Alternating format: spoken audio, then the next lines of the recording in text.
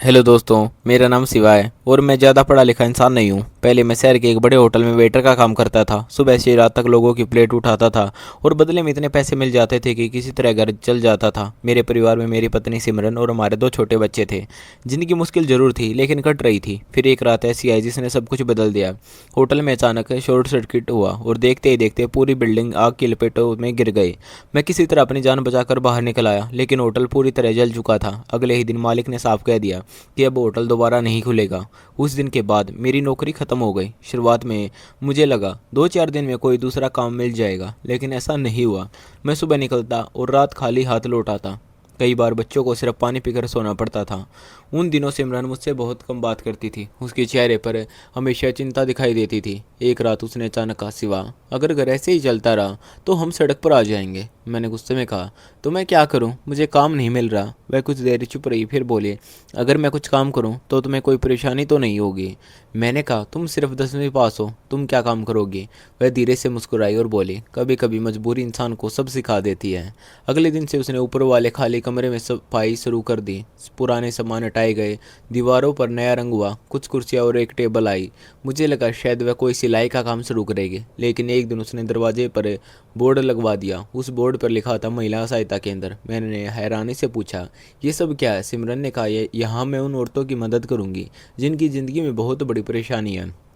मैंने ज़्यादा सवाल नहीं किए, क्योंकि उस वक्त हमारे पास सवाल पूछने की हालत नहीं थी। शुरुआत में वहाँ बहुत कम औरतें आती थी। कभी कोई अकेली आती तो कभी अपने पति के साथ। सिमरन हमेशा उन्हें ऊपर कमरे में ले जाती और दरवाज़ा बंद कर लेती। कई घंटे तक बातें होती रहती। मुझे नीचे बैठकर सिर्फ इंतज़ार करना पड़ता। एक दिन मैंने उससे पूछा, आखिर तुम करती क्या हो ऊपर? वह मुस्कुराकर बोली, औरतों के कुछ दुख ऐसे होते हैं जिन्हें आदमी कभी समझ नहीं सकता। उसके बाद उसने मुझे साफ मना कर दिया कि मैं कभी ऊपर कभी नहीं जाऊंगा। शुरुआत में मुझे बुरा लगा, लेकिन धीरे धीरे मैंने ध्यान देना छोड़ दिया, क्योंकि कुछ ही महीनों में घर की हालत बदलने लगी। जो घर कभी खाली पड़ा रहता था वहाँ अब रोज़ औरतें की भीड़ लगने लगी। कई औरतें रोते हुए आती और मुस्कुराते हुए जाती।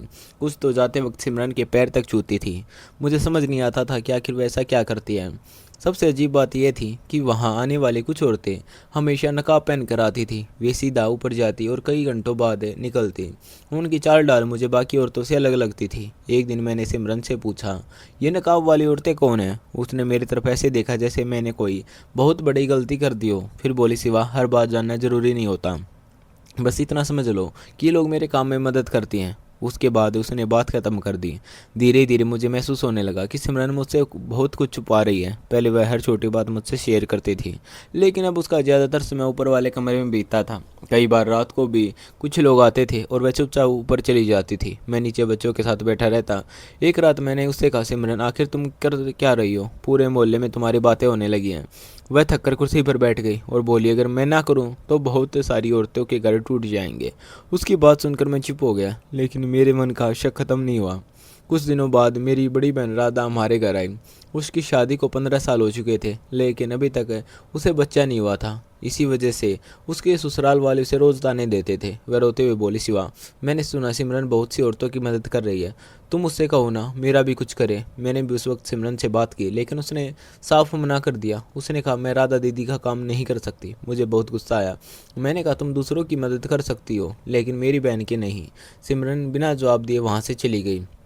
उस रात पहली बार मुझे लगा कि ज़रूर कोई बहुत बड़ा राज है जो मुझसे छुपा रही है। अगले दिन राधा ने मुझसे कहा, शिवा, मुझे तो तुम्हारी पत्नी पर भरोसा नहीं है। वह जो ऊपर करती है ना, उसमें कोई ज़रूर कोई गड़बड़ है। मैंने गुस्से में कहा, दीदी ऐसी बातें मत करो। लेकिन राधा बोली, अगर सब ठीक है तो वह तुम्हें ऊपर क्यों नहीं जाने देती? उसकी बातें मेरे दिल में घर कर गई। अब मैं हर आने जाने वाले पर नज़र रखने लगा। तभी मैंने एक और अजीब बात नोटिस की। जो नकाब वाली औरतें रोज़ आती थी, वे कभी भी नीचे बैठकर इंतज़ार नहीं करती थी। वे सीधा ऊपर जाती और घंटों बाद निकलती। एक दिन उनमें से एक जल्दी में नीचे उतरी तो उसकी चप्पल देखकर मैं चौंक गया। वह औरतों वाली चप्पल नहीं थी। मेरा शक और बढ़ गया। उसी रात मैंने तय कर लिया कि अब मुझे सच जान कर रहना है, चाहे कुछ भी हो जाए। अगले दिन सुबह सिमरन किसी ज़रूरी काम से बाजार गई हुई थी। ऊपर का कमरा बंद था, लेकिन पहली बार उसकी चाबी नीचे टेबल पर रखी रह गई थी। मेरा दिल जोर से धड़कने लगा। मैं धीरे से सीढ़ियाँ चढ़कर ऊपर पहुंचा। कमरे के बाहर खड़े होकर मैंने चारों तरफ देखा। पूरा घर शांत था। मैंने कांपते हाथों से चाबी उठाई और जैसे ही मैंने ऊपर वाले कमरे का दरवाज़ा खोला, मेरी सांसें रुक गई। कमरे के अंदर किसी अस्पताल जैसा माहौल नहीं था जैसा मैं सोचता था। वहाँ दीवारों पर बच्चों की तस्वीर लगी थी, एक तरफ अलमारी में बहुत सारी फाइलें रखी थी और बीच में कुर्सियों पर बैठी कुछ औरतें रो रही थी। कमरे के कोने में दो नकाबपोश महिलाएं बैठी थी जिन्हें देखकर मेरा शक और बढ़ गया। तभी पीछे से किसी ने मेरा नाम पुकारा। मैंने पलटकर देखा तो सिमरन दरवाजे पर खड़ी थी। उसके चेहरे का रंग उड़ा हुआ था। उसने तेजी से दरवाज़ा बंद किया और गुस्से में बोली, मैंने तुम्हें ऊपर आने से मना किया था ना। मैंने भी पहली बार ऊंची आवाज़ में कहा कि यहाँ चल क्या रहा है, तुम मुझसे क्या छुपा रही हो। कमरे में बैठी औरतें डर कर हमें देखने लगी। तभी सिमरन ने उन सबको दूसरे कमरे में जाने के लिए कहा। कुछ ही सेकंड में वहाँ सिर्फ मैं और सिमरन और वे दो नकाबपोश औरतें बची थी। मेरा दिल तेजी से धड़क रहा था। मैंने उन दोनों की तरफ इशारा करके कहा, पहले मुझे इनका सच बताओ। तभी इनमें से एक ने धीरे धीरे अपना नकाब हटाया। मैं उसे देखकर हैरान रह गया क्योंकि वह सच में औरत थी, लेकिन उसकी उम्र काफ़ी ज़्यादा थी। दूसरी महिला ने भी नकाब हटाया। वह भी कोई अपराधी नहीं बल्कि साधारण महिला लग रही थी। सिमरन ने कुर्सी पर बैठते हुए कहा, शिवा, तुम जो सोच रहे हो वैसा कुछ नहीं है, लेकिन अब शायद तुम्हें सच बता देना चाहिए। उसने अलमारी में से एक मोटी फाइल निकाली और मेरे सामने रख दी। उसमें दर्जनों औरतों की तस्वीर और कागज़ थे। मैंने हैरानी से पूछा, यह सब क्या है? सिमरन बोली, ये उन औरतों की कहानियाँ हैं जिन्हें सिर्फ इसलिए घर से निकाल दिया गया क्योंकि वे मां नहीं बन पा रही थी। किसी का पति दूसरी शादी करना चाहता था तो किसी के ससुराल वाले उसे अपशगुनी कहते थे। कई औरतें तो खुदकुशी तक करने वाली थी। मैं चुपचाप उसकी बातें सुनता रहा। उसने आगे कहा, मेरी सहेली पूजा एक महिला आश्रय केंद्र में काम करती है। वहाँ ऐसे कई नवजात बच्चे आते हैं जिन्हें उनके अपने लोग छोड़ जाते हैं। कुछ बच्चे अस्पताल के बाहर मिलते हैं और कुछ पुलिस लेकर आती है। शुरू में मैं सिर्फ उन औरतों की काउंसलिंग करती थी, लेकिन फिर मुझे समझ आया कि समाज कभी नहीं बदलेगा। लोग आज भी औरत को ही दोष देते हैं। मैंने पूछा, लेकिन तुम करती क्या हो? सिमरन ने कहा, मैं उन परिवारों को कानूनी तरीके से गोद लेने की प्रक्रिया समझाती हूँ जो सच में बच्चा चाहते हैं, लेकिन ज़्यादातर लोग अडॉप्शन का नाम सुनते ही मना कर देते हैं क्योंकि उन्हें डर होता है कि समाज क्या कहेगा। इसलिए मैं सब कुछ गुप्त रखती हूँ। मैंने हैरानी से पूछा, तो फिर लोग तुम्हें चमत्कार करने वाली औरत क्यों समझते हैं? सिमरन हल्का सा मुस्कुराए और बोले, क्योंकि लोगों को सच से ज़्यादा चमत्कार पसंद है। मैं किसी का झूठा सपना नहीं देती, लेकिन उम्मीद ज़रूर देती हूँ। तभी मेरी नज़र कमरे के कोने में रखे छोटे छोटे खिलौनों पर पड़ी। मैंने पूछा, ये सब किसके लिए है? सिमरन बोली, कई बार जब कोई औरत यहाँ रोती हुई आती है तो मैं उसे पहले ये महसूस कराती हूँ कि बच्चा सिर्फ खून का रिश्ता नहीं होता। माँ बनने के लिए जन्म देना जरूरी नहीं, दिल होना जरूरी है। उसकी बातें सुनकर मैं कुछ पल के लिए शांत हो गया, लेकिन तभी मुझे अपनी बहन राधा का ख्याल आया। मैंने तुरंत पूछा, अगर ऐसा है तो तुमने दीदी की मदद क्यों नहीं की? सिमरन का चेहरा अचानक गंभीर हो गया। उसने धीमी आवाज़ में कहा, क्योंकि मुझे डर था कि अगर राधा दीदी को सब पता चल गया तो वे पूरे मोहल्ले में फैला देंगी। फिर यहाँ आने वाली बाकी औरतों की ज़िंदगी बर्बाद हो जाती। मैं कुछ बोल नहीं पाया। तभी नीचे से दरवाज़ा ज़ोर ज़ोर से पीटने की आवाज़ आने लगी। हम सब घबरा गए। सिमरन तेज़ी से नीचे भागी और मैं भी उसके पीछे गया। नीचे पहुँचते देखा कि राधा दीदी गुस्से में खड़ी थी। उनके साथ दो मोहल्ले की औरत भी थी। दीदी चिल्लाकर बोली, मैंने सबको बता दिया है कि ऊपर क्या चलता है। आज सच सबके सामने आएगा। मेरा दिल बैठ गया। कुछ ही मिनटों में घर के बाहर भीड़ जमा हो गई। लोग तरह तरह की बातें करने लगे। कोई कह रहा था ऊपर गलत काम होता है, तो कोई कह रहा था कि सिमरन लोगों को बेवकूफ़ बनाती हैं। तभी भीड़ में से एक आदमी चिल्लाया, पुलिस को बुलाओ। ये सुनते ही मेरे पैरों तले ज़मीन खिसक गई। सिमरन ने बिल्कुल शांत खड़ी थी, लेकिन उसकी आंखों में डर साफ दिखाई दे रहा था। तभी अचानक भीड़ के पीछे से एक महिला रोती हुई आगे आई। उसे देखते ही सिमरन चौंक गई। वह वही औरत थी जो कुछ महीने पहले यहाँ मदद मांगने आई थी। उसके हाथों में एक छोटा बच्चा था। वह सीधे भीड़ के सामने खड़ी हो गई और ज़ोर से बोली, अगर आज सिमरन न होती तो मैं जिंदा नहीं होती। भीड़ अचानक शांत हो गई।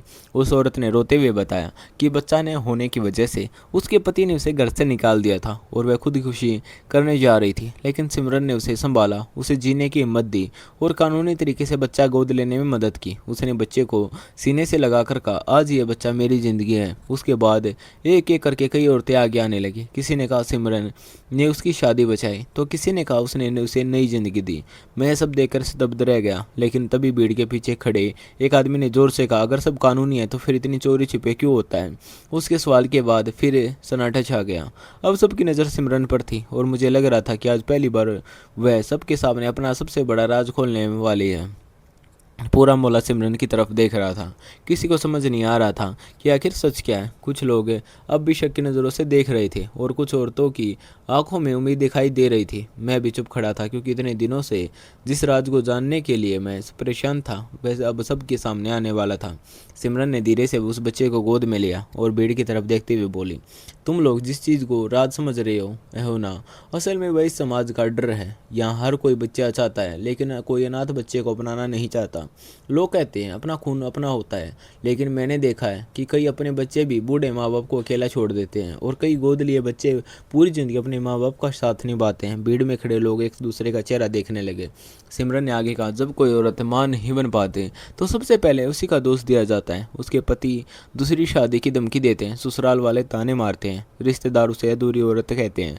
मैंने ऐसी औरतों को रोते हुए देखा है जो सिर्फ एक बच्चे के लिए अपनी जान देने को तैयार थी। तभी एक बूढ़ी औरत बोली, लेकिन तुमने ये सब छुपाया क्यों? सिमरन ने शांत आवाज में कहा, क्योंकि समाज सच सुनना ही नहीं चाहता। अगर मैं खुलेआम कहती कि मैं अडॉप्शन में मदद करती हूँ तो कोई यहाँ नहीं आता।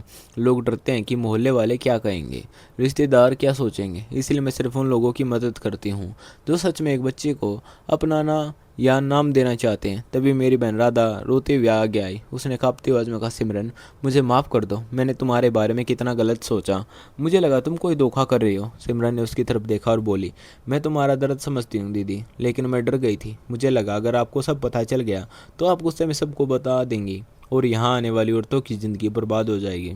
राधा फूट फूट कर रोने लगी। तभी भीड़ में खड़ी एक और महिला बोली, मेरी शादी टूटने वाली थी, लेकिन सिमरन ने मुझे जीना सिखाया। दूसरी औरत बोली, इसने हमें झूठे सपने नहीं दिए बल्कि सच स्वीकार करना सिखाया। धीरे धीरे लोगों की सोच बदलने लगी। जो लोग कुछ देर पहले पुलिस बुलाने की बात कर रहे थे अब चुप खड़े थे। तभी वही आदमी फिर बोला, लेकिन ये सब आसान नहीं है, लोग कभी नहीं बदलेंगे। सिमरन मुस्कुराई और बोली, मुझे पूरे समाज को नहीं बदलना, बस कुछ घर टूटने से बचाने हैं।